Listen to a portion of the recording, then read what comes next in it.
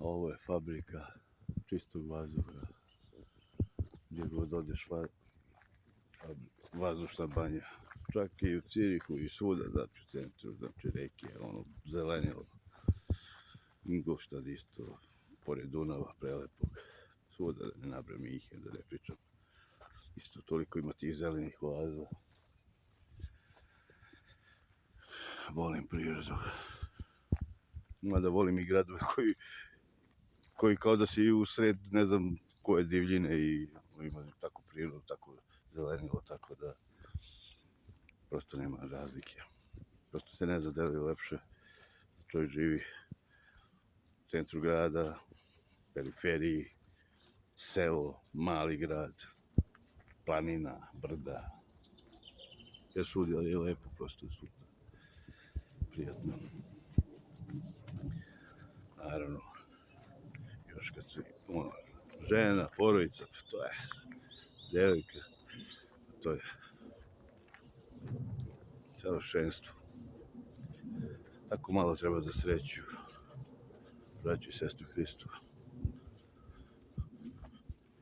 Ja koliko sam i trošađe i milijone, da ne pričam, a znaju ko ljudi po cijelom svijetu, ali stvarno nije naravno lepo je i jahte i sve je lepo i više od bila, čovjeku nikad nije dosta, ali stvarno šta je sreća? Sreća je zdravlje, sloboda, da ne zavisiš ni od koga, osim od Boga naravno.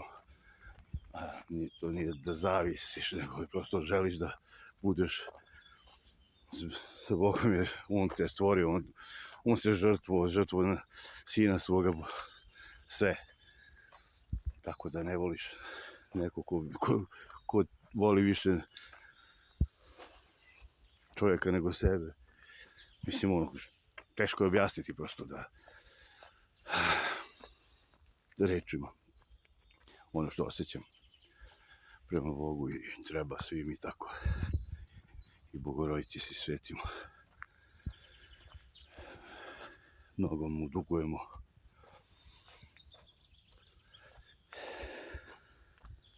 Hvala Gospodu za sve. Slava Otcu i Sinu i Svetom Duhu, sada i uvijek vekova. Amin. Za sve mogući Gospode. Volim te. I Majku Božju i svi sveti. I mog anđela čuvara koji me čuva. I sve nas koji Bog čuva. Što sam htio da kažem? Započeo sam tako malo, o tome sam 100 puta pričao, tako malo za sreću treba.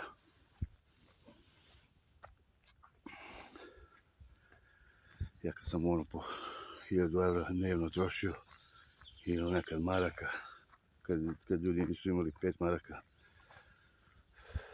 to ne znači da sam bio srećan neki put. A neki put, izađe sa devojkom, prema Banja Luci, bilo koja devojka da je bivša, prava veza kad je iskreno, pa odeš na ručak, sve ti slatko. I ćevapi, i čorbice i sve, da ne pričam u prirodu, šta ima lepše, znači. Volim ja to sam, ali volim i da s devojkom, zamislite priroda. Pa nema ništa lepše, devojka, ti. Ja posle toga i porodica, pas, deca, znači. Lepo. Kakav je, ne mogu da vam opišem ovaj miris, ovaj vazduh, ovo je divno. A nije vruće, nema ni kiše, tako da prosto savršeno mrzi me da trčim. Ali obično tada i ne nosim telefon. Sad imam neku torbicu, pa mi ne mlatara puno kad zakopčam ispod trenerke, ali za telefon, ali divno. Idem sada do nekog potoka, do nekih splavova, malih vodopada. Posle neke obaveze imam i sutra ću možda doći ovdje u prirodu isto. nekim društvom da kraj reke ima potopi pijevo. Juče sam bio, to staviš pijevo, to ledeno, mislim nije neka reke nego drugo mesto isto, staviš pijevo, to hladno. Prelepo je, prelepo je. Nekad volim sam da prošetam, razmislim, nego ja tu uhvatim se telefona pa sedim, jer milion obaveza da ne pričam, a nekad naravno da volim društvo, nekad samo žensko društvo, nekad volim i drugarice i prijatelji. A ovdje imaš da roštiljaš na svakom koraku i sve to ima svoje, ali dobro. Možda i roštiljimo i ribu. Tako, ljudi moji, šta da vam kažem. Nemam vremena da ispratim. Nemam vremena da se naspavam kao li da ispratim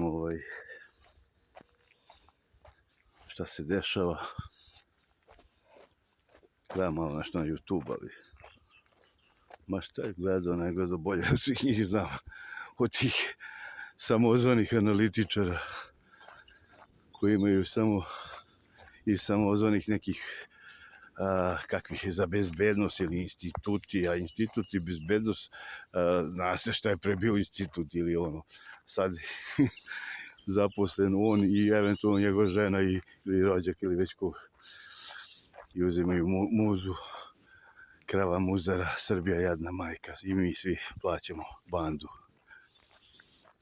i plus ih plaćaju pojedini stranke da hvale predsjednika i koga već. Sve u rasulu, ovo je strašno, ovo je strašno. Predsjedno se prevrću u grob.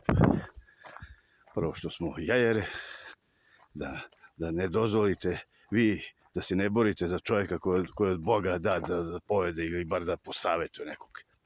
A puno je Srbija dobrih i poštenih ljudi. Nego jednostavno ne možeš. Kogod bi se odlučio, za 3 dana tako bi ga uništili i što jest i što nije, našli bi mu da ga diskredituju, pa ako to ne bi, onda bi mu namestili nešto u auto, oružje, drogu, namestili bi mu neku fotomontažu, nešto, nekog bi poslali da mu kao ponudi novac, ma milion toga ima kako službe rade i ti ogranci zla. Pa ako i to ne bi, onda bi ga opomenuli, pa i ako to ne bi, posle toga ako ima neko da se ne bi predao, udarili bi mu na porodicu, pa ako i to, onda bi završio kao korona, ko što pokušao celih meni da izmisle sreću. Imao sam 2 telefona koji nisu naši kad bilo pa sam pozvao neki novine, neki političari, pozicijne, pa rekao kako mi se dešava, hoće da me ubiju koronom, znajte. Pošto slušaju, vjerovatno nema više, posle toga niko nije pomenuo, ali slede drugo i tako. Pa ako onda je saobraćajna nesreća, skoro vidim neki prijatelji iz Bijeljine, upoznao sam još neki samo naše iz Bijeljine, pitao mi za neke moje prijatelje koji su heroji u ratu bili. Dakle, nije on jedini, pa i Mauzera, pa i Vaske tamo prijatelja, heroji, znači, kao napio se, čovjek nikad nije pio, šta li već je otkazalo na taj Mercedes Cabriolet što je vozio. Pa tako i za Vladimira Cvijana, tako sam ja rekao kad me zvali prije 2 godine dođu ili pošalji papir o čemu se radi, kad sam rekao da ću da neke dotvorim usta da kažem nešto. Ja sam rekao tada ne bi da završi kao samoubica Cvijan, kao napio se Cvijan, pa plivao u sred januara. A toliko su, znači, i zabranili da zamisli samo Vladimir piše, pa to je strašno, da ni porodica nije smela ništa i dan danas. Mnogo imaju metode, zlo, sve mogu, bukvalno sve mogu, samo ne mogu posle pred Bogom da opravdaju svoje grehe, to ne mogu, Bog će ih suditi, a i mi ćemo, ako Bog da, sluge Bože i bojnici Boži, uništište mi zemlju i narod, nećete više, svako dobro, prijatno.